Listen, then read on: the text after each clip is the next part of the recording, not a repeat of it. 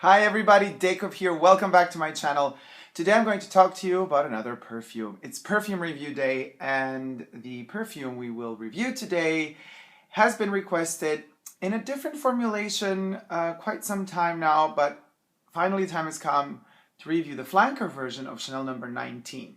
I will get to Chanel number 19 as well, but not quite yet. I have my reasons, but trust me on this one. But anyway, this is Chanel number 19, Poudre. And since this is printed on the bottle, oh, there you go. Chanel number 19, Poudre, very small letters underneath the 19. You could see it there. This little baby came out in 2011. And I purchased it the second it came out because I'm a big fan of number 19. And I'm a huge fan of Iris. And Iris is in here in humongous abundance. So still, I only use it in summer because it's a very summery scent, in my personal opinion. Hence, the bottle is still not empty, but I'm using it. I'm using it in these days as well. So it's really like the perfume for right now, July, August transitions. Definitely a must try. I do not think that it has had a humongous success because Chanel did not expand number 19 Poudre. It exists in 50 ml and 100 ml eau de parfum, and that's the only concentration it exists in. There is no eau de toilette and there is no pure parfum. That's all they made. There are no body creams, no lotion, nothing. Poudre are just the two variations. So it's very rare and kind of precious in a way. Let's get to the ingredients. But first, let's spray it on. By the way, I don't know if they have changed, if Chanel has changed these sprays, but the one that I got from the first edition, it's a very rich spray. It's like very thin, the little spray pumpy thing, but it comes out in humongous quantities. Look. It's like, can we see it? No, we can't really. Oh, it's basically sprayed from there to there. So very generous sprayer. I don't know if they've changed that. Ooh. Yay, whiffs of Chanel 19 Poudre. Okay, so let's get to the ingredients. So, as I said before, created in 2011 by Jacques Polge. Now, Jacques Polge is gone. I mean, he's still alive, hopefully, gratefully. But his son took over the creative directorship of Chanel. But this one was made by Jacques Polge. And let's see. So, what do we have in the top notes? Mandarin orange, galbanum, neroli. Middle notes, jasmine and iris. Base notes, tonka bean, musk, and vetiver. Now, by now, also in 2011, musks were kind of prohibited in natural form. So a lot of technical advancements have been made to improve musk, to kind of make it partially artificial. So the new technological advancements that were available prior to 2011 and 2011 were put into number 19 Poudre. But Chanel did not cut any economical ways or did not go any cheap way for the iris. The iris is a very, very important ingredient in this perfume. It's omnipresent and omnipotent. Iris as an ingredient in general is a very delicate kind of flower, and the process of turning that into oil and essential oil is very delicate. It all depends on the soil, how the soil was, how the weather was, how the climate was it humid, less humid. So it's a bit tricky and very, it takes years to process it basically. So what you get here is a very, very special iris, and you can smell it out from the second you spray this green scent onto you all the way to the bitter end. Even though the perfume is not bitter, even though a lot of people say online that they think that it's pretty bitter. To me, or to my nose, it's not bitter at all. It's dry. That, yes, it's very dry. Did I say before this is a 50 milliliter version? So this is the smallest bottle available. People are generally online stating that they like it. Fresh and crisp. Some people are annoyed by the fact that it smells too grassy. It's a green scent, people. So it's gonna smell a bit grassy, but in a very good and pleasant way. Again, it's the iris in there that's so amazing. That's maybe what you could associate with grassy. As I said in other reviews of mine, I do not really, my skin doesn't really take well, or doesn't take at all, the oranges, mandarins, and all that stuff. So I don't sense out the mandarin as much on my skin. It's gone already. I'm getting to the warmth already, to the powdery touch. This perfume doesn't really evolve very much throughout. There, from the top note to the base note, heart note, in between, everything just flows regularly. There is no amazing surprise at the end. It stays close to the skin, pretty warm, very clean. I know saying clean is like the easiest thing to say about a perfume when you don't know what to say about it, but this one really is clean. It really gives off clean, sensual freshness in heat, in humid heat, like it is right now. And in fact, I'm sweating as I'm making this review because it's so hot over here. I do sense out Chanel totally. It is reminiscent of number 19. Number 19, by the way, why is it number 19? Because the 19th of August is Coco Chanel's birthday. She's a Leo. And number 19 was made to homage her birthday, her birth date. Number 19, Poudre, was obviously created after her demise. But it's a very, very beautiful variation of number 19. So much so that I, especially in summer, prefer this one to the original. In winter and colder months, and especially in autumn, I do prefer number 19 without the poudre attachment to it. For those of you who do not like powdery scents, this is not the scent for you. However, this is not a typical Chanel powder. It's not as powdery as Chanel 5 would be. And if you want to check out the Chanel 5 review up above in the cart section, I did that as well. And there I talk about how powdery Chanel 5 can get. The powder here is the iris. And the iris is blended very well with the musks. So what happens is you have the feeling that you're smelling an iris. Dare I say, it's almost animalic in a way. Camera's falling down, isn't it? Let's lift it up a little bit. There you go. The iris is, dare I say, a bit animalic. It's animalic because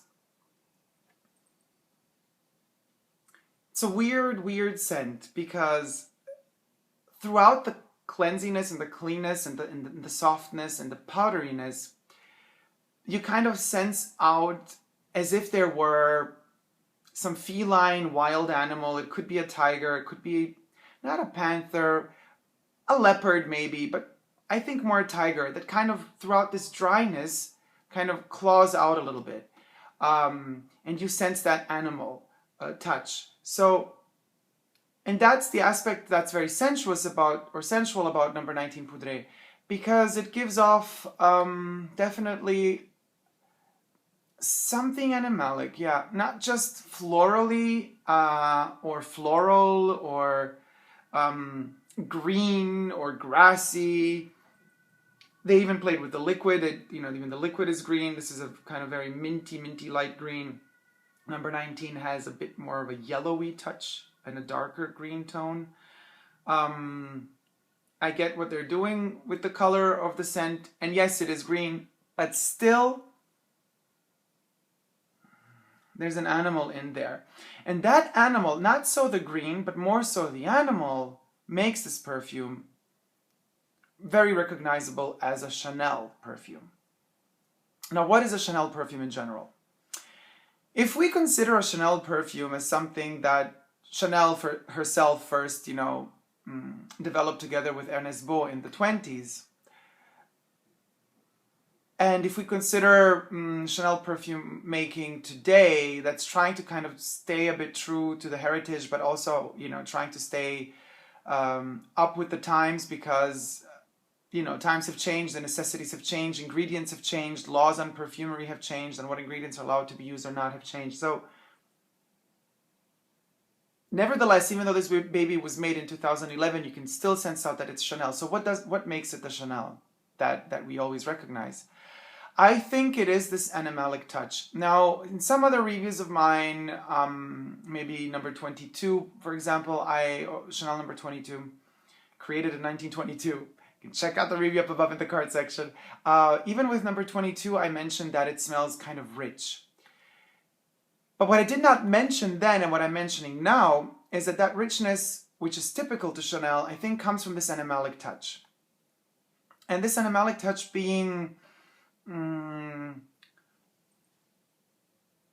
sophisticated. It's like strange. You have the feeling you're taming a wild cat, a very dangerous, huge wild cat.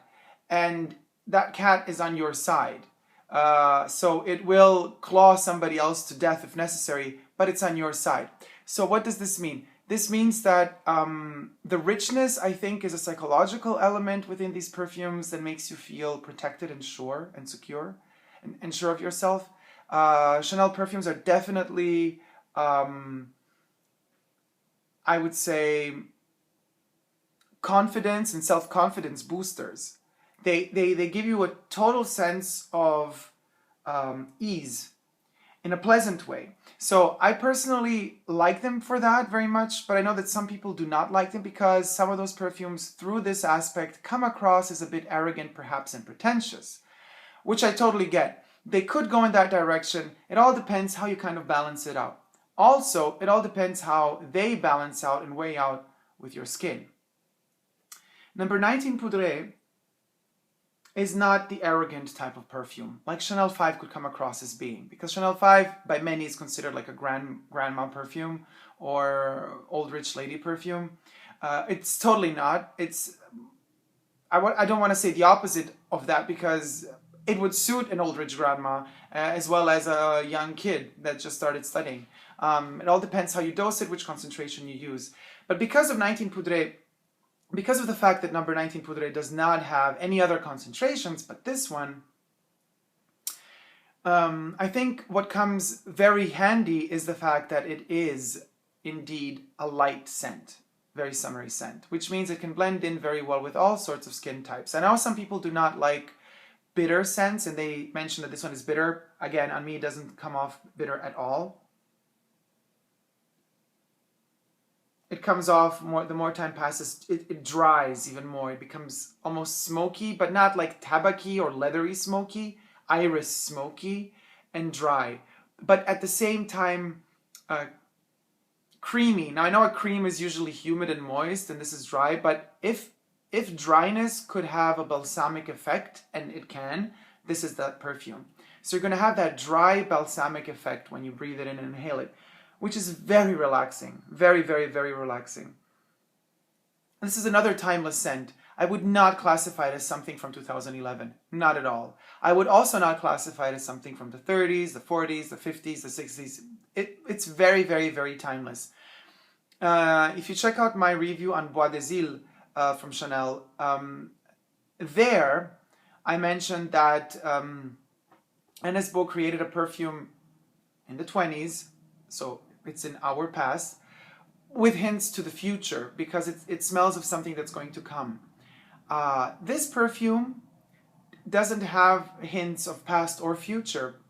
It's very elegantly blended in with itself, so it truly is timeless, and not timeless with a specific story, because usually when I do a perfume review I kind of tell a story.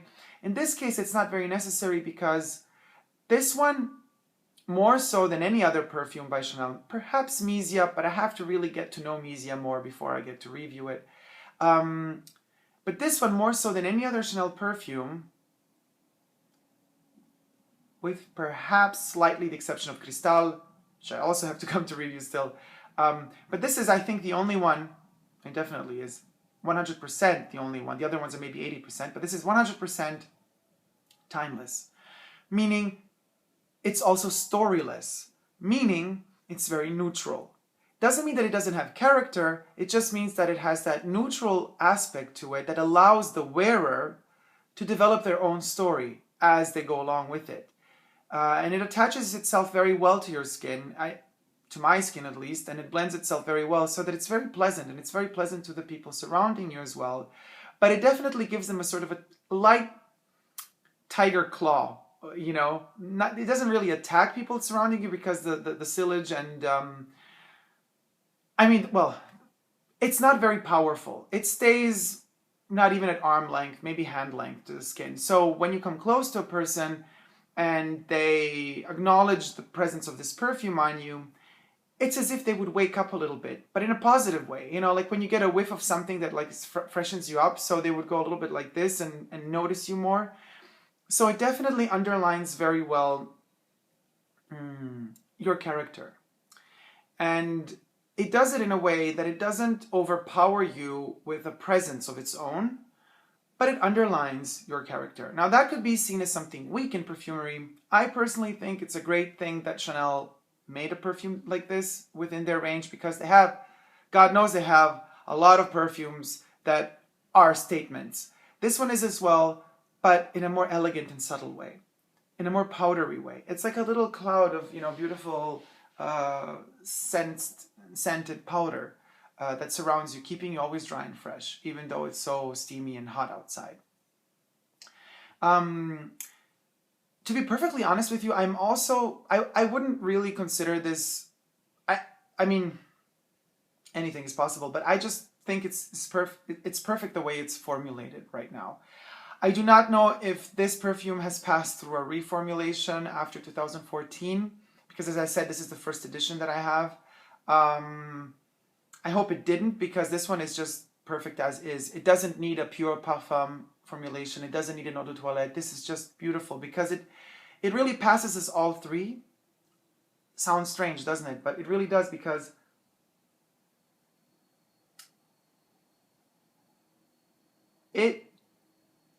let's say, it stays on your skin almost like a pure parfum. And this is because of the musks that are down there at the bottom of it, together with the iris.